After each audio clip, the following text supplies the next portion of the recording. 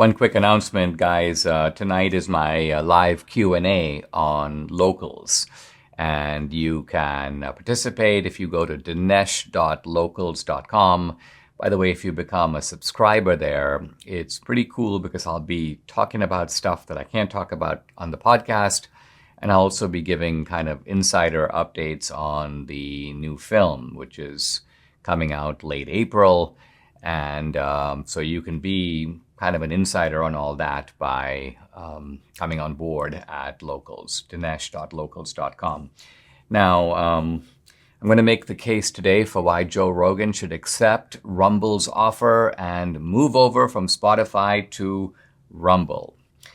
Lindsey Graham is pushing a South Carolina woman for the Supreme Court. I'll talk about the insider motivations of all that. General Milley says that Kyiv could fall into Russian hands in short order. And I'm wondering if Milley has some guys in high heels who have a plan to prevent that. Author and philosophy professor Jason Hill will join me. We're going to talk about reparations. This is the Dinesh D'Souza podcast.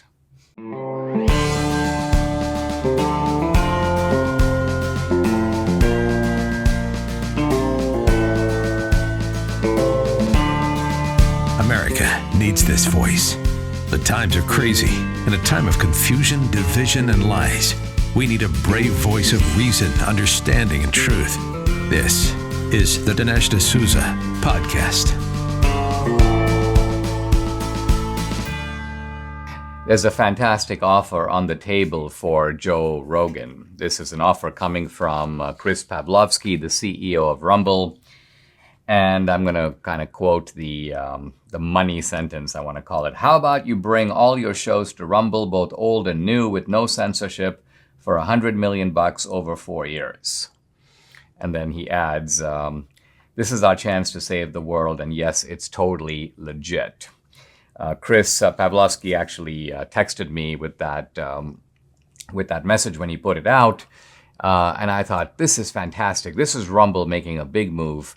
And they're making a big move because they know that Joe Rogan will never be safe on Spotify.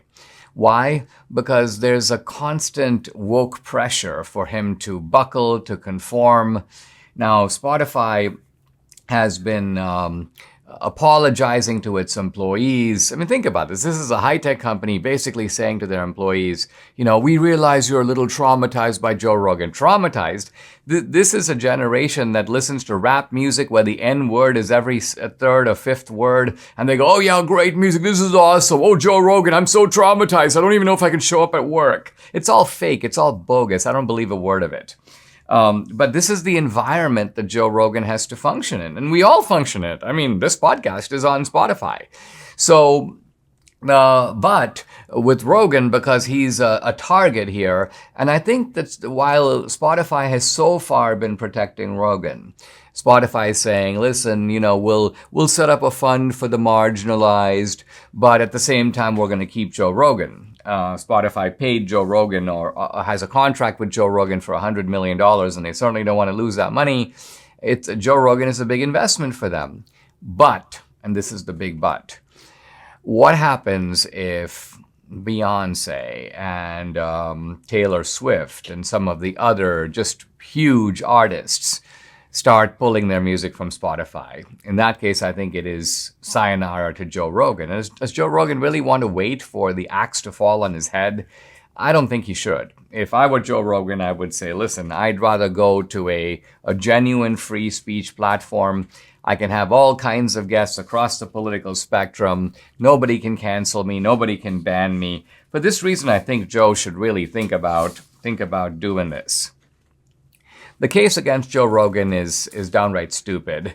The first point is that Joe Rogan, used the N-word. Well, he used the N-word, but by and large, when he was talking about comedians who used the N-word, or he was quoting people who used the N-word. I remember a couple of years ago, I gave a speech at Debbie's alma mater, Texas State, and I was talking about LBJ and the bigotry and racism of Lyndon Johnson. I used the N-word. Obviously, I was quoting LBJ. LBJ was using the N-word. That's why, in citing him, I said the word. I said it out loud. I said it more than once. And kind of a Christian magazine, left-leaning, was like, Dinesh used the N-word in his speech. And it was, of course, fake news. It was all bogus because I wasn't using the word myself. I was merely citing it. Here's a leftist who claims that Joe Rogan is a right-winger, even though Rogan has said he's actually a Bernie Sanders guy, that he's a right-winger. Well, so what if he is? But they list a whole bunch of people. They say, well, here are Rogan's guests on the left, and here's Rogan's guests on the right, and the right-wing list is much longer. And I'm looking down this right-wing list, and I see, Tulsi Gabbard. She's a right-winger. Russell Brand, he's a right-winger. The atheist Sam Harris, he's a right-winger. Elon Musk is, I guess, pro-capitalist, but hardly a right-winger across the board. Barry Weiss, who's at best a kind of a moderate liberal who's opposed to political correctness. Steven Pinker. I remember right after the election, a scene that I saw, I think this was on social media, but I'm not sure. Steven Pinker and his wife literally dancing in their living room to celebrate Biden's election. Suddenly, this guy has now become a right-winger. So this is the way in which what the left is basically saying is if you don't agree with us across the board, you're a bad guy. You're an enemy of the revolution, and we have the right to get rid of you. And I think what they're trying to say with Rogan is if we can get rid of Rogan, and we don't really have to have a good reason. We don't have a good reason, but we don't need one because an exhibition of our power is stronger if we don't have a reason. Because it shows that, listen, literally anyone, anywhere, can be canceled for any reason, or more accurately, for no reason at all. Now, Joe Rogan may decide to survive precariously at Spotify, and it looks like at this point, if I had to bet, that I think is what he will do. But I'm arguing here what he should do, and what he should do is look for greener pastures where he can get the same amount of dough, and at the same time feel safer and where the air is more free. Debbie and I, as you know, are MyPillow super shoppers, and I want you to be one too. Mike Lindell, the inventor and CEO of MyPillow, wants to make it easier for you to do that. How? By giving you great deals. For example, his Giza Dream bed sheets are 60% off, as low as $39.99. Wow. Plus, with any purchase using promo code Dinesh, you're going to get a free copy of Mike's book. And he's also offering up to 66% off on other products. He has more than 150 products. You can check them all out at MyPillow. And all the MyPillow products come with a 60-day money-back guarantee and a 10-year warranty. Call 800-876-0227. That number again, 800-876-0227. Or go to mypillow.com. To get the discounts, you got to use promo code DINESH Dinesh. Something funny is going on with Lindsey Graham. And the interesting thing about Lindsey Graham is that pretty much any fixed point in time, you could say that. There's always something funny going on with Lindsey Graham. Sometimes it's funny that he becomes a Trump loyalist. But before that, he was kind of a Trump antagonist. And here's a guy who he kind of moves in unusual directions. And he's doing something a little strange right now, which is he's lobbying Biden to pick a woman named Michelle Childs for the Supreme Court. Michelle Childs is from Lindsey Graham's home state of South Carolina. And I want to explore a little bit what's going on here. Now, Biden, of course, has his kind of short list of candidates for the court. And there have been, of course, all kinds of wild rumors. What, is it going to be Kamala Harris? Is he going to pick Michelle Obama? I don't think he is. He's probably going to pick someone who is a judge. Now, but who is that going to be? Now, this woman, Michelle Childs, is not on the Court of Appeal. She was nominated for that, but she's currently on the U.S. District Court of South Carolina. And both Lindsey Graham and Jim Clyburn, who's also from South Carolina, the congressman from South Carolina, are pushing the same woman, Michelle Childs. And so it seems odd. Why would a kind of a Republican, maybe an establishment Republican, but nevertheless, be converging with Jim Clyburn in picking the same woman? Is this woman a leftist? Is she a moderate? What would she bring to the court? Now, in the statement that he made in TV interviews, Lindsey Graham says this. She's one of the most decent people I've met. It would be good for the court to have somebody who's not at Harvard or Yale. So it appears there's a little bit of sort of anti-Ivy League bias. And it's true, the Supreme Court is a little densely populated with Yale and Harvard law school grads. So it appears here that Lindsey Graham is saying we need a plain-spoken, ordinary person for the court. And evidently, Michelle Childs got her degree from the University of South Carolina. The head of the GOP, and actually a South Carolina official, was asked about this, and he said, quote, "There's a certain amount of state pride in seeking someone from South Carolina." And I find it hard to believe that that's the actual motive. What, you want to get someone in the court just because they're from your state? By the way, I remember the last time this happened, it did not end well. Governor John Sununu from New Hampshire recommended David Souter for the Supreme Court. And Souter turned out to be an unmitigated disaster. I mean, first of all, the man was kind of a freak. He had lived even in his late middle age with his mother. And so picking a hermit from New Hampshire and from the woods of New England wasn't exactly the right way to go.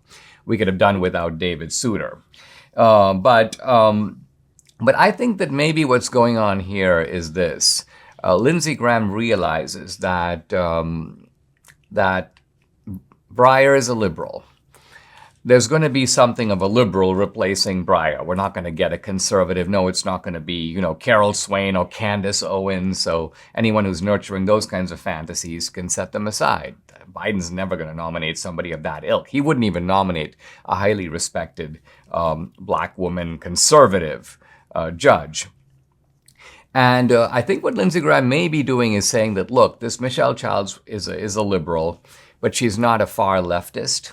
I'm not saying she's not. I'm saying maybe Lindsey Graham is making the judgment that she's not.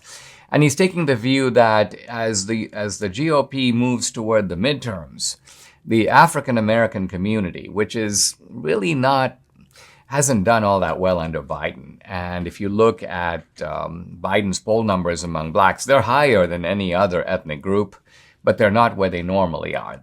Normally, Democrats poll in the very high numbers with blacks, and that's not the case with Biden. So it's almost as if Lindsey Graham is making a calculation here, I think, like, let's not poke the bear. Let's not get the African American community agitated because if this is the first, quote, female black woman nominated to the court, the Republicans don't want to be. I mean, the Republicans can vote against her, but they perhaps should not be unanimously against her. So I think what Lindsey Graham is saying is, look, we kind of know the outcome of this. Biden is going to be able to get a left of center justice on the court. That actually doesn't alter the balance on the court. And it looks like Lindsey Graham here is doing some Lindsey Graham tap dancing and positioning and saying, listen, if we're going to get somebody like that, it might as well be somebody from my state, might as well be somebody I know, might as well be somebody who owes me a favor if I support her nomination to the court. And this, I think, is my best way of trying to make sense of the peculiar politics of one Lindsey Graham. Most credit card companies do a good job of protecting you and your family against fraudulent purchases.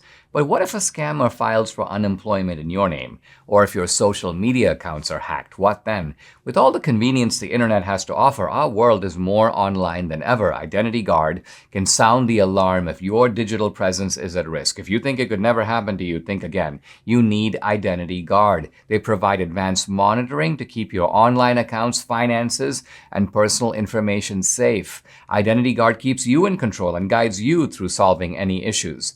With a Trustpilot customer rating of excellent, you can feel confident that protecting you and your family's identities are Identity Guard's #1 priority. For a limited time, Identity Guard is offering my listeners a 30-day free trial when you visit identityguard.com/Dinesh. Go to identityguard.com/Dinesh to get complete protection, huge savings, and a 30-day free trial. Certain terms apply. See site for details. The Biden administration and the U.S. military leadership appear to be preparing for some kind of Russian incursion into the Ukraine. Biden just sent 3,000 additional troops. He's, of course, sent a bunch of lethal aid. He's not alone, by the way. Other European countries and other Baltic countries have been sending aid to the Ukraine, including some anti-Stinger rockets and ammunition, that sort of thing. And General Milley testified to Congress and told lawmakers that if the Russians do invade, Kyiv, this is the capital, would fall in 72 hours. Wow. So according to Milley's analysis, the Soviets, by the way, the Russians, not Soviets, the Russians have 130,000 troops on the Ukraine border. I just saw some video on a military site of 4 Russian warships moving from in the Black Sea toward the Ukraine. And according to Milley's estimates, as reported, a Russian invasion of Ukraine would be short. It would cost about 15,000 Ukrainian troop deaths, 4,000 Russian deaths, and the Russians would have Ukraine. I mean, from a military point of view, that seems like a very low price to pay. Now, the Ukrainians have been urging calm and saying, listen, we don't think a Russian invasion is imminent. And so it's kind of odd because you have greater alarm being sounded in the Biden administration and in America than you do from Ukraine itself. If Ukraine itself was the antelope that was being on the eye of the lion, you would think that the antelope itself would be sending alarm signals. Now, there are 2 camps in thinking about all this, and I'm looking at an article published in the New York Times by 3 very interesting guys, Sohrab Ahmari of the New York Post, an academic named Patrick Deneen, and Gladden Papin. And these are the kind of, this is the movement to oppose the neoconservatism that has dominated conservative thinking on foreign policy. The neoconservatives are, in a sense, liberal interventionists. They want to spread liberal values around the world. And the liberal values include democracy, include free speech, include respect for human rights. Now, of course, many of us have become a little skeptical of this liberal project. A, because it hasn't worked out so well in places like Iraq and, of course, Afghanistan. B, because we're seeing these very same liberal values abrogated and abridged at home. So we don't, it's like, wait a minute, you're trying to export things that you don't even practice here domestically. But this critique from Ahmari, Deneen, and Papin goes further and seems to argue that we need a fundamental reorientation of America's place in the world, in which America does not see itself as the custodian and protector of world security. It doesn't see itself even as the world's sole superpower. It modestly recognizes that there are many countries in the world and that other countries have interests just as we do. They want to protect their backyard just as we do. So Russia is right to be nervous about Ukraine, and China is right to be nervous about Taiwan, just as we would be right and were right to be nervous about places like Cuba, which are in our, you may say, backyard. And so what you have is a, I think, unresolved argument on the right about the degree to which the United States should even be involved in the sort of larger movement around the world. And my view on this is, I would say, in the middle, because I think that there is a midpoint between isolationism, let's kind of stay to ourselves except if somebody attacks us directly, that's one point of view. And that point of view is probably closest to the view that the American founders had, but let's remember that the American founders were articulating that view in a very different circumstance, when the United States had a very different level of importance in the world. We were still an agricultural society. And then on the other side, you've got the kind of neoconservative project, which is export democracy. Let's get involved wherever we can. Let's make the world a better place. Let's make the world more like America. And in some cases, in a progressive version of this, let's push gay rights and abortion on the rest of the world. Let's force them to adopt our cultural values, which is to say leftist cultural values. Now, The middle position of those two is, well, I'd call it the Reagan doctrine. And the Reagan doctrine, as applied to a place like Kyiv, is this: the United States is not going to go to war over Kyiv, nor should it. In fact, it remains an interesting question if the United States should go to war over Taiwan. I would say on the balance, no.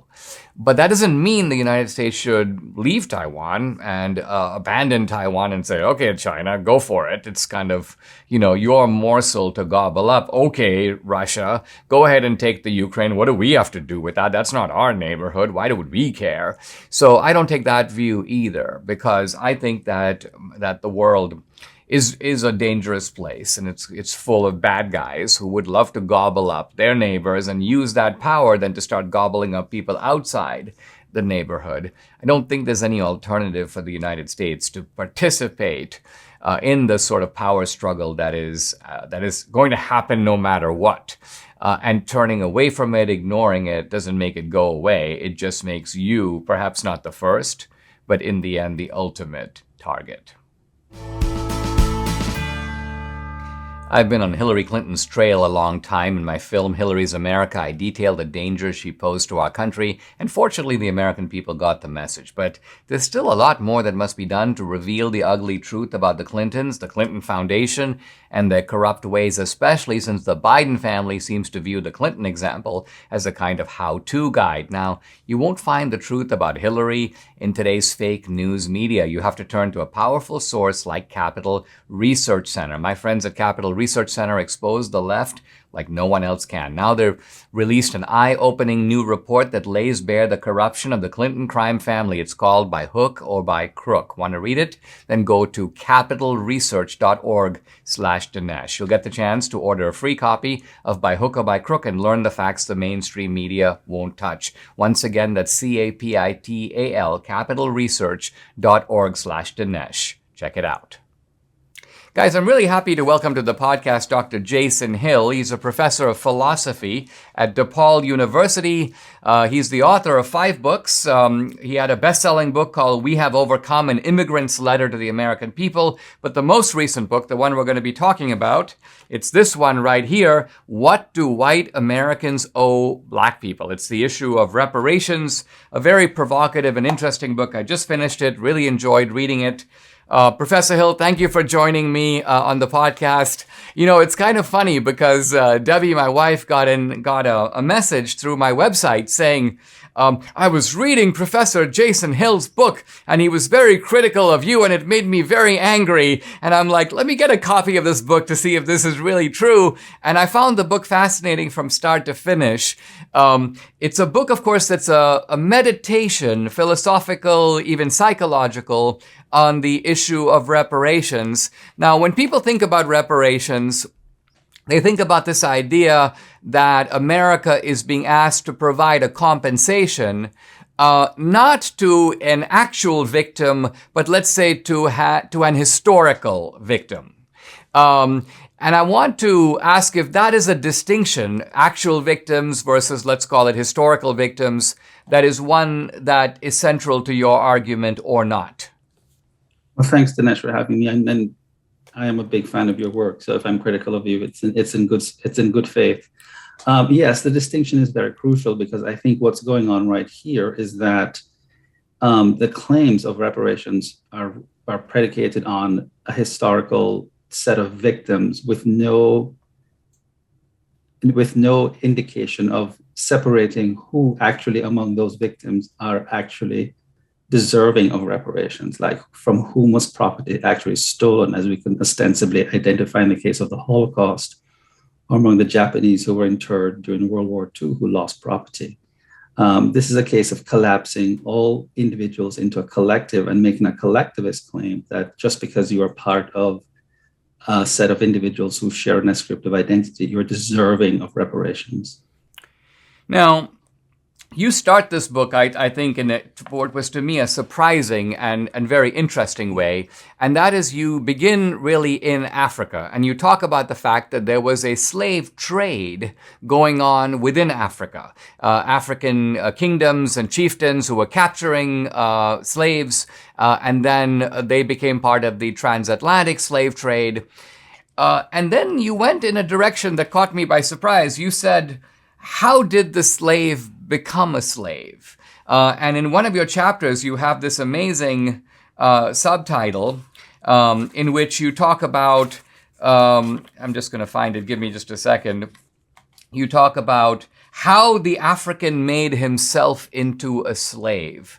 Now, I've never heard it quite put that way. So say a word about what you're getting at here. You're talking about the underlying, almost philosophical framework of ancient Africa and the way in which it differed from the framework of Europe. What is that difference? The difference is that sub-Saharan Africa was dominated by what I call an animist philosophy, in which one does not distinguish oneself from the earth, from nature. One is a part of nature. One cannot abstract oneself from nature. And if one cannot abstract oneself from nature, as did the Europeans, then one cannot exploit nature to suit one's ends. One becomes like an animal. One adapts oneself to nature, as opposed to adapting nature to meet one's needs and desires.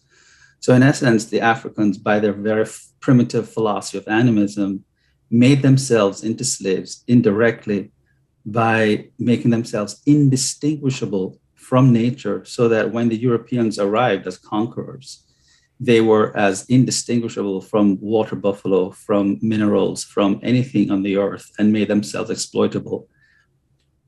Now, this is such a startling point. I think we need to dwell on it a little bit, because am I understanding you to say something like this, that if I see myself as not separate from nature in the way that, say, the Bible specifies, human beings are special creation of God, nature and the animals are given to human beings in a sense for their care and use.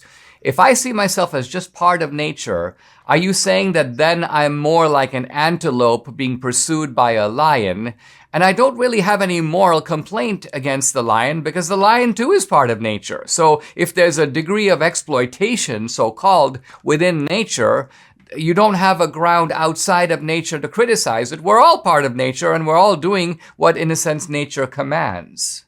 Exactly. And yeah, I would agree with that. And I would even go a little bit further and say that if you are not extractable, or you do not abstract yourself from nature, you cannot devise the technological means to defend yourself from invaders or from rapacious exploiters. You cannot devise the political vocabularies that discover or inoculate you from like property rights, like the concept of inalienability, inviolable moral worth, because you do not seek to do so by the very nature of your philosophy. So those who are chasing you are not necessarily chasing you because they see you as something different from themselves. They're chasing you because they're seeing you as part of an inseparable heap of nature itself. And that they're not saying, okay, these are, because the slave trade originated before the racial taxonomies of Western Europe started. So they weren't, I'm arguing that they weren't necessarily exploiting them as racial creatures. They were simply exploiting them as part of nature, the way they would sort of exploit any kind of mineral resource or any kind of animal source that they came upon and would use as part of the resources that they needed for their survival. And are you saying, Jason, that much of the accoutrements of modern civilization, which is now not just Western, but global civilization, things like the dignity of man, moral claims, you mentioned property rights, are you saying that all of that traces back to the sort of distinction that we find in the Bible and in the Western tradition of separating man from nature and giving man a status apart from nature? Absolutely. I mean, we have found elements of it within Stoic philosophy, that is the sort of inviolability or the intrinsic moral worth of human nature. But I don't think it comes to full fruition until we come to Judeo-Christianity, where we see an image that's made in the image. I mean, Christianity is a sort of eugenical moment, because through Christ, everyone becomes remade, metaphysically remade in the image of a new man or a new person. And it's through Christianity that one really, really becomes endowed and suffused with the inviolability, the inalienability of rights that are deserving of one as a human being, that one is made in the image of God, which means one has a share in the divinity of God, and that one, more importantly, is not most emphatically a part of nature, but one is separate from nature itself. And that's what the animists have failed or had failed to discover. Let's say not create, but to discover, because one does not create these laws that are invariable, that one discovers them. Let's take a pause, Jason. When we come back, I want to talk about the founding and, in fact, the supposed disagreement between you and me over the issue of the founding. We'll be right back.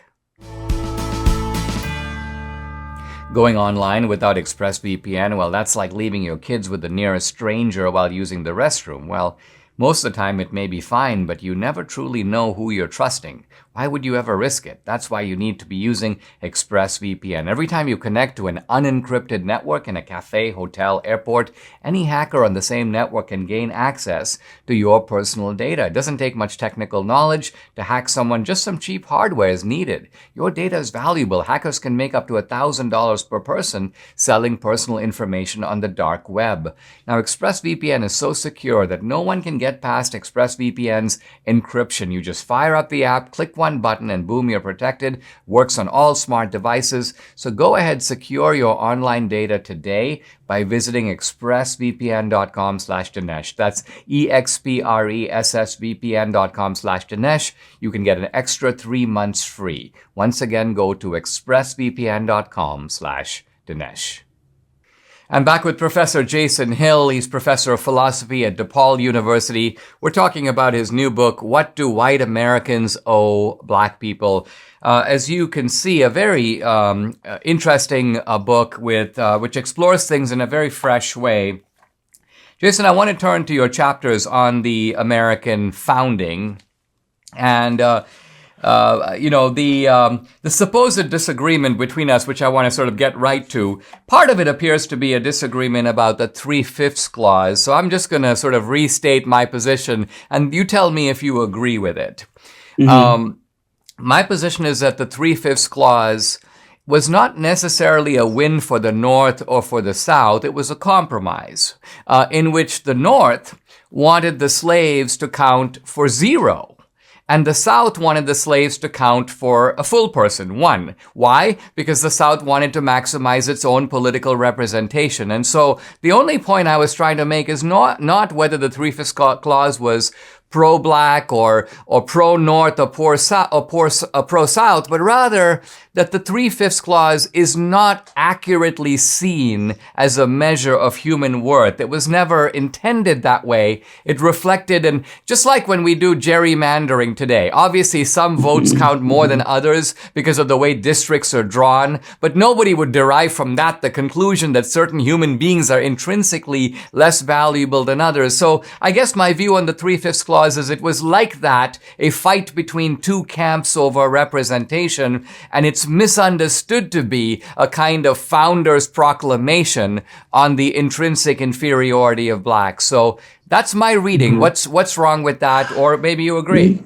I think I agree with so much. I have all of your books, and I agree with so much of what you say that I think this might just be a sort of nuanced misunderstanding, in the sense that I think what you're saying is that you're making the argument that the Three-Fifths Clause was derived from political expediency.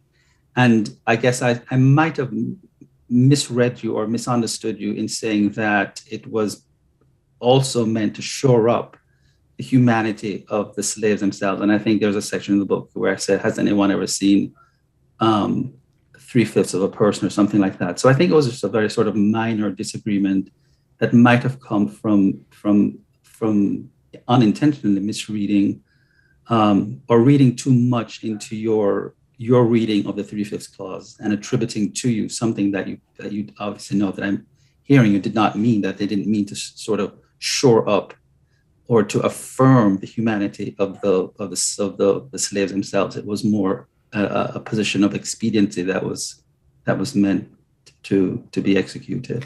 Jason, let's situate that in the larger context of what you're arguing about the founding. Now, are you saying about the founding that it established the principle of human dignity and individuality that was not, in fact, realized at the time of the founding, or at least fully realized at the time of the founding, but it took the unfolding of American history through the Civil War and the Civil Rights Movement to make manifest those ideals? Is that what you're saying? And for that reason, that American history is as much a history of emancipation as it is one of servitude?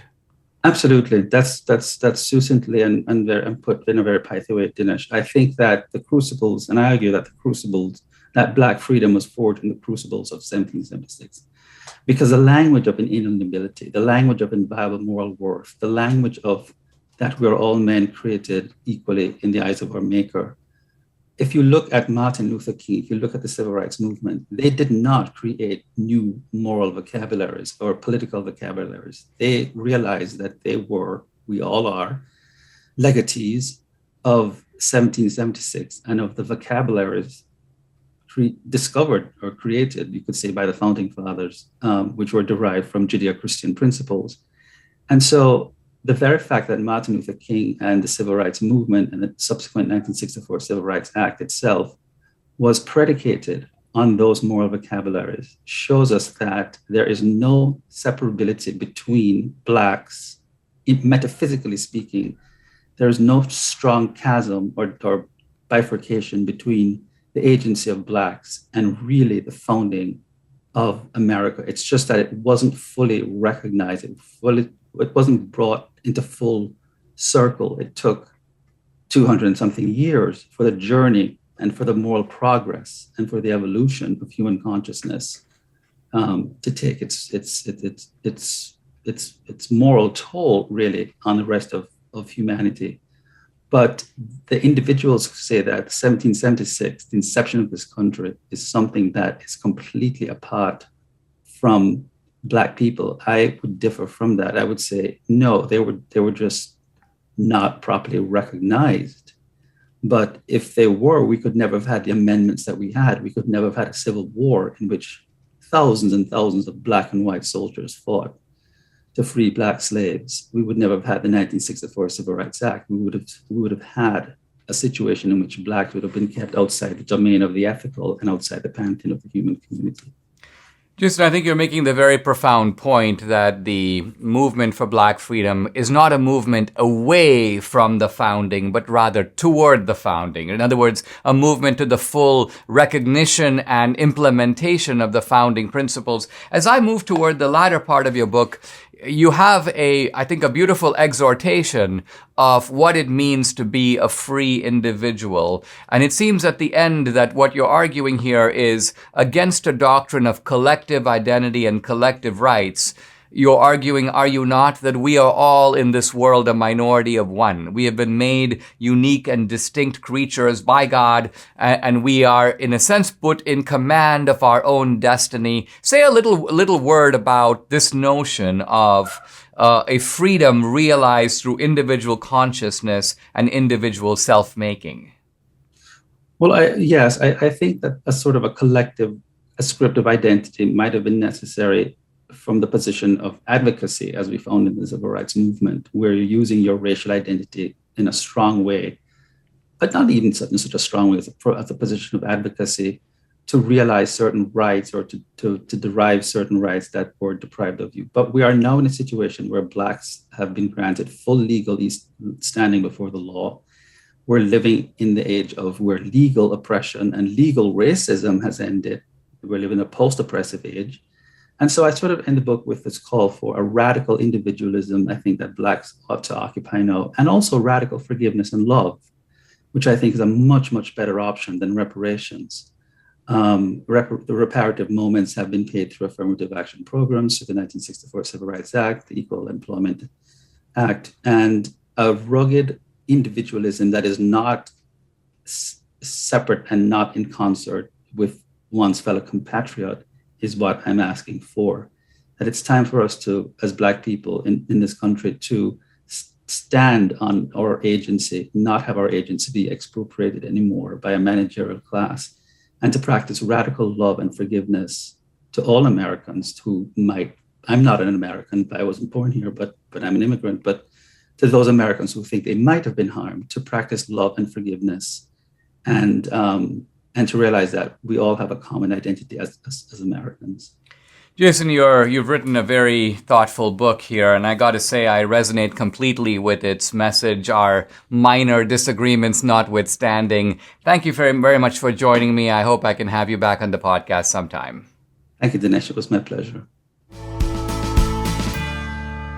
If aches and pains are the problem, well, Relief Factor is the solution. A lot of people just accommodate themselves to aches and pains. They're like, this is just the way life is. But no, now there's a 100% drug-free solution, and it's called Relief Factor. Relief Factor supports your body's fight against inflammation, and inflammation is the source of aches and pains. The vast majority of people who try Relief Factor order more. Why? Because it works for them. Now, Debbie's a true believer. She has frozen shoulder, and Relief Factor has been a total game changer for her. She tried it. It works, and she knows if she doesn't take it regularly, the pain's going to come right back. So she's like, I'm never going to be without this again. Being able to lift her arm and exercise is super important to her. Relief Factor is the tool she needs. She's glad she's got it. You too can benefit. Try it for yourself. You'll see. Order the 3-week quick start for the discounted price of just $19.95. Go to relieffactor.com or call 833-690-7246 to find out more about this offer. That number again, 833-690-7246, or go to relieffactor.com. Feel the difference. Attorney Michael Avenatti has been found guilty of what? Stealing $300,000 from his own client, Stormy Daniels. And now Avenatti is headed not to the White House, but to the Big House. It remains an open question what his sentence is going to be. But just to refresh, I've talked about this case before. Avenatti was accused, and he's now found guilty of doing what? Well, when Stormy Daniels signed up to write a book, she was apparently offered an advance of $800,000, but payable in 3 installments. So she got the first installment, but then Avenatti, when the second and third installment were due, Avenatti set up his own account, and he essentially masqueraded as Stormy Daniels. And he got the money sent not to Stormy Daniels, but to his account. So he intercepted her money and took it for himself and used it on his own luxuries, and to buy this and to buy that and to settle this debt and so on. And so Stormy Daniels like, where's the money? And Avenatti kept sort of putting her off and lying to her. And in any case, so she finally reported him. And so it turns out that he was found guilty not just of theft, but also of wire fraud and of impersonating another person. So this is bad, because when you add all this up, we're looking at, the aggravated identity theft charge, that carries a mandatory 2 years. So we know we're not going to be seeing Avenatti for the next 2 years unless he's going to be doing CNN interviews with Brian Stelter from prison. Brian Stelter, what happened? What happened to you? I thought you were such a promising prospect. And then, of course, there was Anna Navarro, who compared Avenatti to the Holy Spirit. So the Holy Spirit is apparently now going to be eating prison food. But the wire fraud charge is carries a maximum penalty of 20 years. Now, do I think Avenatti will get 20 years? No. But he's going to get some years, and those will be on top of the 2 years. So this is a guy we may not be seeing for a while. And of course, here's Avenatti to the jury. I was her advocate. I was her champion. I put everything on the line. But this is the standard recipe of it. I was doing her a favor. Robbing her was really in her own best interest. And U.S. Assistant U.S. Attorney Robert Sobelman, quote, the defendant was a lawyer who stole from his own client. She thought he was her advocate, but he betrayed her, and he told lies to try to cover it up. The defendant's lies and betrayal were all exposed. I can't say, I don't feel schadenfreude or just sort of delight in Avenatti's misery. But this is a vicious dude who thought he was unstoppable, who was apparently, Trump's going to end up in jail. I'm going to make sure that Trump ends up in jail. And of course, it's not Trump who's put Avenatti in jail. The guy who's responsible for Avenatti heading to prison is none other than Michael Avenatti.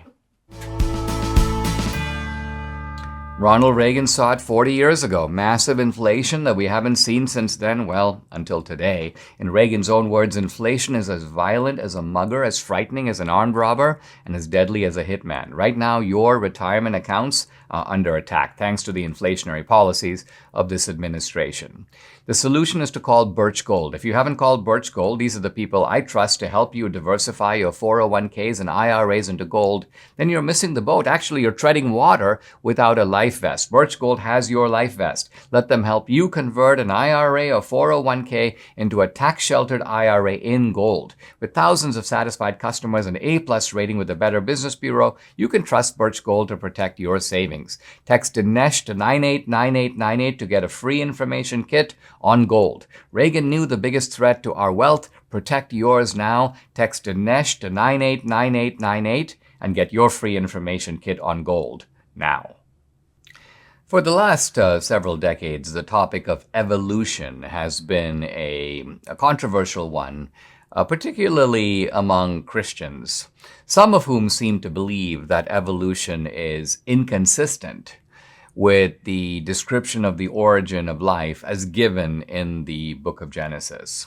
And for this reason, they believe that evolution must be wrong, must be in the end unscientific, must be some sort of an atheist program to work against Christianity. Now, I don't share this view. And in my work, my Christian apologetics, my book, What's So Great About Christianity, or even my book on life after death, by and large, I embrace the evolutionary paradigm. I don't agree with all its detail, but nevertheless embrace the general paradigm, the general Darwinian insight. And of course, I recognize that Darwin became in life an atheist. He called himself an agnostic, but I think it's actually fair to call him an atheist. But as I looked into it, I discovered that Darwin's atheism had more to do with his quarrel with God and less to do with evolution itself. In fact, when he first published his theory of evolution, toward the end of the work, in fact, the very last sentence, he referred to the Creator. He saw evolution as a description of how God went about doing it. Now, all of this is a little bit of background to a very interesting study I've just come across. It's a study that is published by scholars in Israel and Ghana. It's published in a reputable medical journal called Genome Research. So I printed out the study, and a lot of it is rather technical, but I want to give you the bottom line, because the bottom line is that there's a finding in this study that calls into question the whole, let's call it the Neo-Darwinian framework itself. I've never seen anything quite like it. I want to describe what this is about. So these researchers was studying a mutation that's called the HBS mutation. And the HBS mutation is a mutation in the human species that protects people against malaria. Now, I want to step back for a moment and talk about how Darwin views mutations. Darwin didn't have a full understanding of genetics, because Mendelian genetics was sort of invented by the monk Gregor Mendel. And Mendel, although he made his findings in the 19th century, they were not known immediately. They came to light a little bit later, the early 20th century. So that came after Darwin. So Neo-Darwinism is essentially a reconciliation, a combining of Darwin's theory of natural selection and Mendel's theory of genetics. But the basic idea is really simple.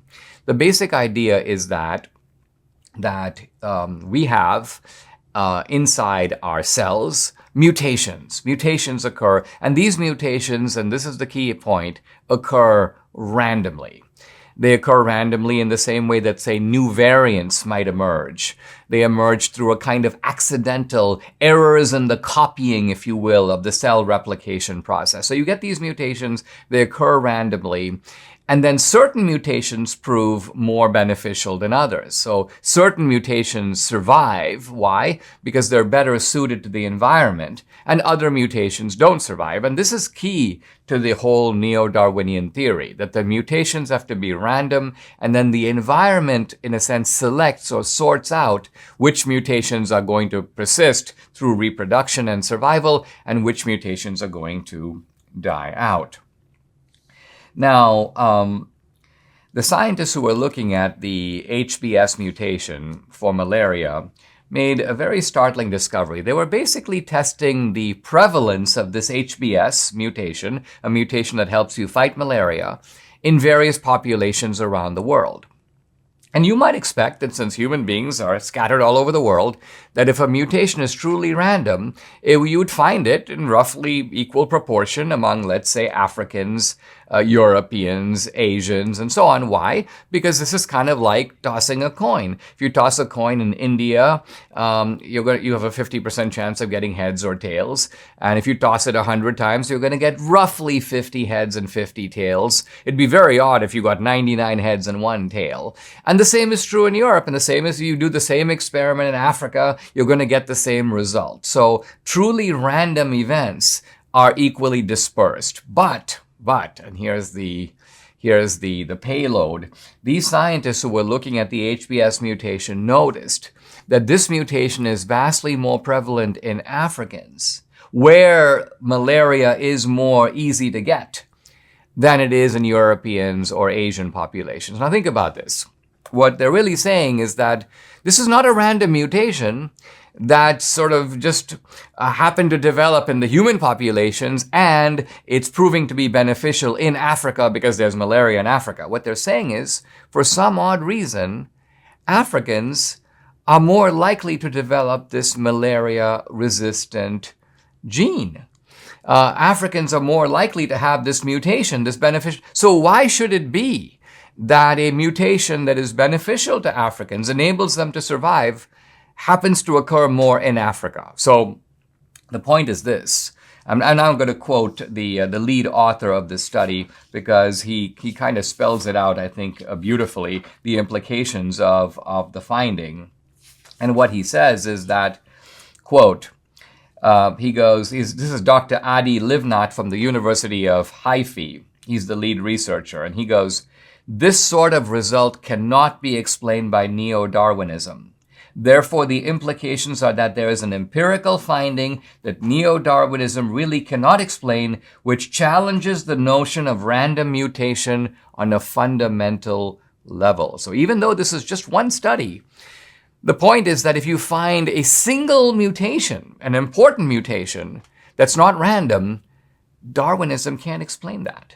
Because it is the key premise of neo-Darwinism that these mutations are always random. It's kind of like if you find out that in a certain place on Earth, when you toss a coin, instead of a 50% probability of getting heads or tails, it's a 70% probability over there. It's a 70% probability over there, but not elsewhere. Now, why would that be? Why would it be that in the one place where you have to fight malaria, there is a kind of favorable malaria mutation occurring in that population, but in no other population? So this is going to, I think, raise eyebrows in the scientific community. It probably will raise eyebrows in the atheist community, because the one thing that people like Richard Dawkins have always railed against, it's the idea that evolution is in some way purposeful.